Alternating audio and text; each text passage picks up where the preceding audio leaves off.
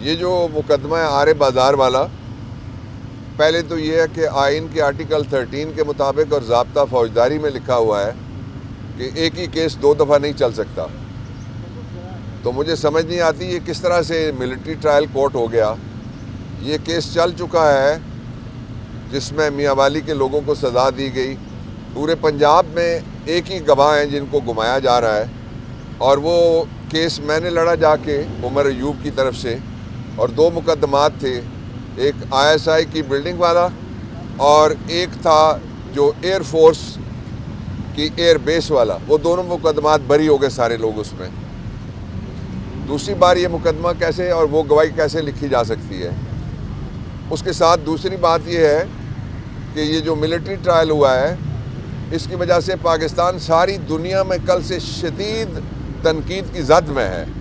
सबसे पहले जो हमें GSP+ मिला हुआ है यूरोपियन यूनियन में, और जो फैटिफ में इमरान खान की हुकूमत और मैं उसको लीड कर रहा था पार्लियामेंट में, उसके ज़रिए से हमने फैटिफ से मुश्किल से जान छुड़ाई थी ब्लैक लिस्ट में जाने से, और वहाँ फिर जाने का ख़तरा पैदा हो गया। इसलिए कि यूरोपीय यूनियन के कवानीन ये कहते हैं कि अगर पाकिस्तान इंटरनेशनल कॉन्वेंट्स, कन्वेंशंस और एग्रीमेंट्स की खिलाफ वर्जी करेगा और यहाँ पे मिलिट्री ट्रायल कोर्ट्स के फैसले के बाद ये खिलाफ वर्जी सारी दुनिया में इसकी मजम्मत शुरू हो गई है। बरतानिया ने भी इसको कंडेम कर दिया है, अमेरिका ने भी इसको कंडेम कर दिया है। इसको जो यूरोपियन यूनियन के जितने अरकान हैं, मोर देन 30 आई बिलीव, वो सारे के सारे उन्होंने छुट्टी वाले दिन दफ्तर खोला और इसको कंडेम किया है। इसलिए ये जो मिलिट्री ट्रायल कोर्ट का फ़ैसला है वो फौरी तौर पे वापस लेना चाहिए। ये पाकिस्तान के ख़िलाफ़ गया है, 25 लोगों के ख़िलाफ़ नहीं गया, ये 25 करोड़ लोगों के मुल्क के ख़िलाफ़ चला गया है। और वो नाकबद अंदेश हैं जो इस तरह के मशवरे देते हैं हुकूमत वाले कि ये करेंगे तो फिर लोग डर जाएंगे, ये करेंगे तो लोग हट जाएंगे, ये करेंगे तो इमरान खान मुल्क से बाहर चले जाएंगे। कुछ नहीं होगा ऐसा, ना वो -1 होगा ना कहीं जाएगा। दूसरा इसका जो पहलू है वो बड़ा ख़तरनाक है। वो ये है कि हमारा ट्रेड है कितना, जो हमारा ट्रेड है वो तकरीबन मोर देन 50% है यूरोपियन यूनियन के साथ। और अगर हमें जो वहाँ पे प्लस का जो स्टेटस मिला हुआ है वो वापस हो जाता है तो वो ट्रेड भी ख़त्म हो जाएगा। आप इस्तेकाम लाएंगे कहाँ से? इस्तेकाम कोई पकोड़े की दुकान से नहीं मिलता कि आप पारा में जाएंगे कहेंगे सलीम 1 पाव इस्तेकाम दे दो, या आप राजा बाज़ार में जाएंगे और कहेंगे कि राजे आधा किलो पकोड़े दे दो जिसमें इस्तेकाम डालना। ज़रा इस्तेकाम आएगा पाकिस्तान में सिर्फ एक तरीके से कि फौरी तौर पे जो गिरफ़्तार शुदा लोग हैं उनको रिहा किया जाए।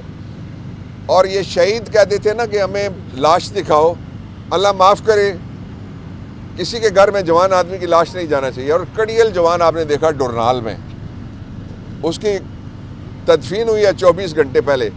इस बेशर्म, बेरहम और बेहया निज़ाम को शर्म आनी चाहिए जो कहते हैं कि बच्चों की लाशें फिर निकालो और फिर इनको दिखाओ, तब ये मानेंगे कि जो आप पारा से थोड़ा सा आगे डी चौक में जाके वहाँ पे जो कुछ हुआ है। और इस पे तीसरी और आखिरी बात मैं पहले मौजू पे ये करना चाहता हूँ कि ये जो ऑडियो और वीडियो लीक है उसके हवाले से मैंने आज अभी इंसदाद दहशत गर्दी की अदालत में उमर अयूब की तरफ से ये दरख्वास्त फाइल की है। इसकी ख़ास बात यह है कि पाकिस्तान में पता नहीं चलता कि ऑडियो किसने बनाई है, पाकिस्तान में पता नहीं चलता वीडियो किसने बनाई है। जो इल्ज़ाम है आरे बाज़ार केस में, जिसको GHQ केस का नाम, ब्रांड नेम दिया गया है, हालांकि GHQ हम सब का है, हम सब के पैसों से चलता है, पलता है, बसता है। इसलिए ये मैंने मांगा है कि अदालत ने अपने एक ऑर्डर में लिखा कि इस्तग़ासा वाला कहते हैं कि हमारे पास उमर अयूब की ऑडियो है और उमर अयूब की वीडियो भी है। तो हमने 2 मुतालबे किए हैं इसमें, कानूनी मुतालबे। पहला मुतालबा हमने ये किया है कि उमर अयूब की जो ऑडियो है बताई जाए, उस बंदे का नाम बताएं जिसने ये ऑडियो तैयार की है। ऑडियो ज़ाहिर है फ़ोन पे तैयार होती है, तो फ़ोन किसी ने टेप किया होगा। दूसरी बात ये लिखी है कि फ़ोन टेप करने वाले का नाम बताएं और तीसरी बात ये लिखी है कि फ़ोन टेप करने वाले का महकमा भी बता दें साथ, ये कौन है जिसने फ़ोन टेप किया है, जिसको वो कहते हैं कि उमर अयूब दहशत गर्दी में मुलविस है। दूसरा, हमने वीडियो के बारे में भी यही कहा है कि हमें बताया जाए वो शख्स जिसने वीडियो बनाई है। और तीसरा हमने कहा है DVR दें, जिससे वीडियो बनती है फिर मुझे वापस आना पड़ेगा, I am sorry, military trial courts की तरफ। आपने देखा कि किसी मुकदमे में किसी जगह मिलिट्री ट्रायल कोर्ट्स के हवाले से जो चलने वाले केस हैं, लड़के दिखाएं, एक कुर्सी को लात मार रहा है, एक दीवार को डांग मार रहा है और एक डंडा लहरा रहा है। मैंने कहा DVR हमें दें। और चौथी बात जो मांगी है वो ये मांगी है हमने कि फौरी तौर पे हमें CCTV फुटेज दिए जाएं, और CCTV फुटेज हैं जिस जिस जगह पे वारदात हुई है, थैंक यू, जिस जिस जगह पे वारदात हुई गायब हो गए, तो फिर ये जो जिन 25 बेगुनाहों को सजा हुई है उनके लिए कौन सी CCTV फुटेज थी तुम्हारे पास? और अगर है तो हमें पूरी CCTV फुटेज, जब हम अदालत में खड़े होंगे इस मुकदमे के परखचे उड़ाएंगे, जब गवाह आएंगे हम इसको हवा में उड़ाएंगे इंशाअल्लाह अज़ीज़। दूसरा जो मौजू है उस पर भी मुझे तवक्को है कि जज साहब हमें ये कॉपियाँ देंगे, नहीं देंगे तो हम सुप्रीम कोर्ट तक जाएंगे। दूसरा, मैं उस फैसले की मैंने तनकीद की थी जिस फैसले के ज़रिए से कहा गया था कि मिलिट्री ट्रायल कोर्ट को इजाज़त दी जाए कि वो फैसले सुना दें। आज बेगुनाहों को सज़ा हुई है और पूरी दुनिया उसके ऊपर बोल रही है। पाकिस्तान की सियासी जमातों को, पाकिस्तान की सिविल सोसाइटी को, पाकिस्तान के मीडिया को इस पर आवाज़ उठानी चाहिए। अब आए जो तीसरा पहलू है इसका, आज की मेरी गुफ्तगू का, वो मैं आपके सामने रखता हूँ। कल इस्लामाबाद में मुलाकात हुई है, मुज़ाकरात नहीं हुए, इसलिए कि मुज़ाकरात में कमेटी के जो हेड हैं वो शरीक ही नहीं थे, हमारे 2 मरकज़ी ओहदेदार शरीक ही नहीं थे। लोग और वर्कर्स ख़ास तौर पे इस बात पे हैरान हुए कि इतनी जल्दी क्या थी दौड़ के जाने के लिए। आप पहले अपनी कमेटी की अलहदा मीटिंग करते और सबको साथ लेके जाते। कोई 10 लोग हुकूमत ने डाले हुए हैं, तारीखें वो इस तरह देते हैं जिस तरह कोई सिविल मुकदमा चल पड़ा है। दूसरी बात, ये कहना कि कोई चार्टर ऑफ डिमांड, हम कोई ट्रेड यूनियन नहीं है, हम मुल्क की सबसे बड़ी सियासी और जमहूरी कुव्वत हैं, इसलिए हमारे मुतालबात 2 हैं। तीसरा मैंने दिया था पार्टी को, मैं वो बताता हूँ। इमरान खान ने कहा है 9 मई के जो जितने भी वाक़यात हैं, और 9 मई शुरू होता है सुबह जब इमरान खान को अगवा किया गया अदालत के अंदर से, उनकी तहकीकात के लिए कमीशन बने।